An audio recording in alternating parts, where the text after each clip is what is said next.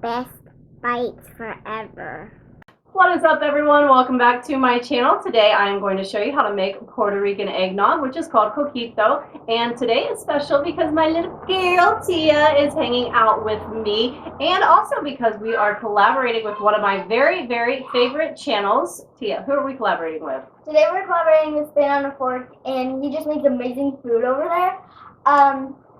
He actually does explain the recipes so well that even I can make them. It's amazing. Hi, Albert. So yeah, it is a really great channel. Albert does an excellent job of explaining his recipes, and it turns out my little Tia here is a huge fan of his. So she loves, loves, loves to cook. And yeah, if you haven't been over to his channel, make sure that you go and check it out after you watch this video, because he is always making something delicious. And today he is also making eggnog, but it's going to have a wonderful Spanish twist to it. Be sure to go check it out. And Tia, are you ready to make some eggnog? Yeah. All right, let's do it. Let's go. So I am starting off here with 2 cans of coconut milk. If you are not using eggs in this recipe, you're going to only do 1 can of coconut milk, and obviously you're not going to have to heat it in the pot.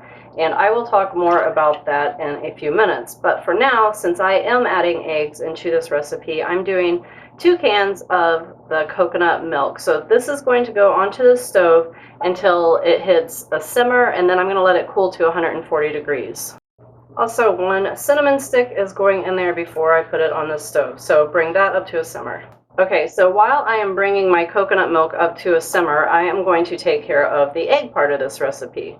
So if you're not using eggs, what you're going to do here is 2 cans of the cream of cocoa. But I am using eggs, so I am doing my eggs along with a can of evaporated milk that I don't want to pour on myself when I'm trying to show it to you, but a can of the evaporated milk, and I'm also adding in a can of sweetened condensed milk, which is so beautiful and creamy and rich. I could just eat this all by itself, to be honest. I could, like, yum. Eat it by the spoon because it's so yummy.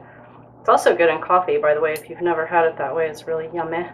So this is going in there, and then I am adding 1 can of the cream of coconut. So, like I said, if you don't want to put eggs into this recipe, that's fine.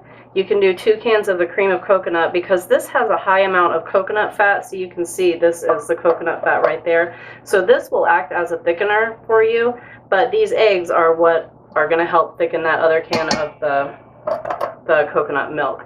So this I am going to mix together.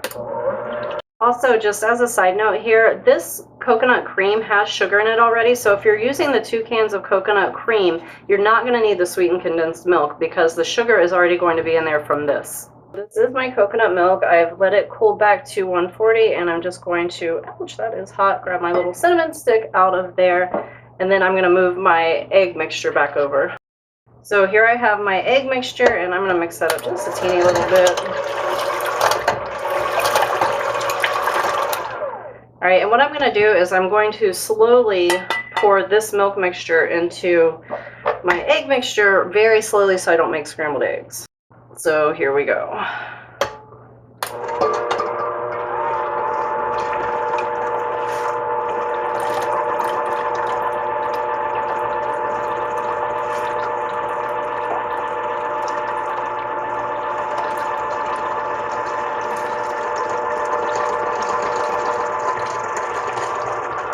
All right, perfect.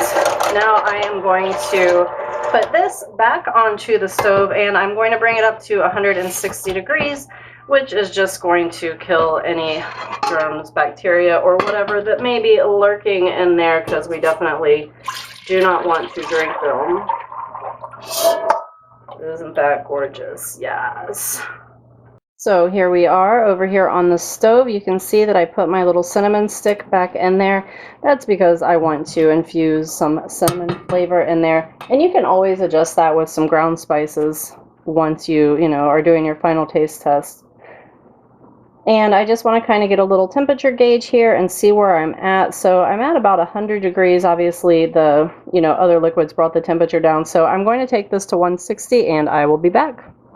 Okay, so I have hit my 160 here, so this is ready to come off of the heat, you can actually take this up to 180 without ruining it. And I'm not sure if I mentioned here, but make sure when you're stirring it that you're like pushing your spatula up against the bottom of the pan to make sure that you're not forming scrambled eggs down there, and also go around the sides like this. You don't want to end up with any lumps inside of your beautiful eggnog, so you got to be kind of aware of that.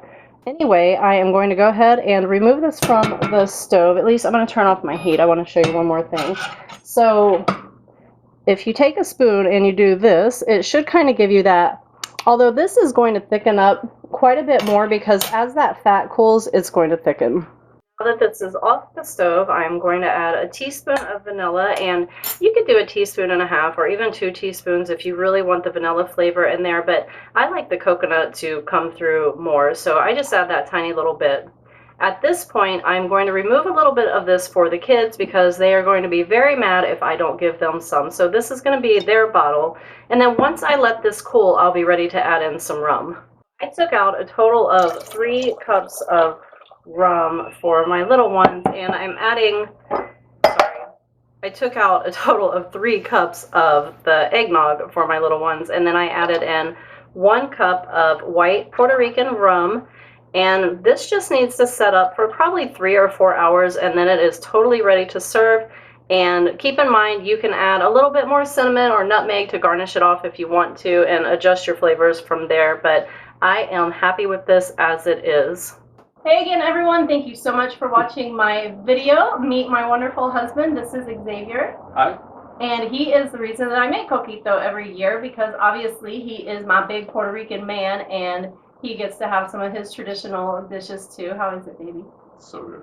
So good. I like that report. Yeah.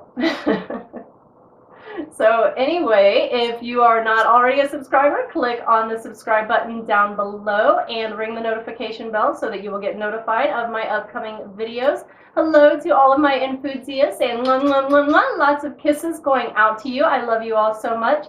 Make sure that you all go check out Albert's channel, Spain on a Fork. He has so many good recipes over there. I know you're going to find something that you love, and we will see you in the next video. Merry Christmas, everyone. Merry Christmas. Feliz Navidad.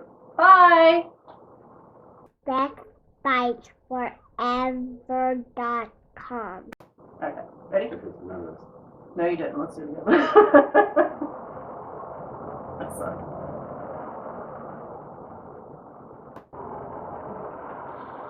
I do that. Shut up. Nailed it.